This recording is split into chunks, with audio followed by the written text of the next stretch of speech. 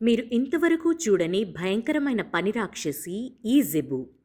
ఈ మినీ వాహనం పొలంలో దిగిందంటే కూలీలు రోజుల తరబడి చేసే పనంతా గంటల్లో చక్కబెడుతుంది. భూమిని చదును చేస్తుంది, విత్తనాలు చల్లుతుంది, తోటల్లో గోతులు తవ్వుతుంది, కలుపును తీసి మల్చింగ్ చేస్తుంది, మొక్కల మధ్య ట్రెంచెస్ చేస్తుంది, కొమ్మలను ముక్కలు చేస్తుంది, పురుగు మందులను కూడా స్ప్రే చేస్తుంది.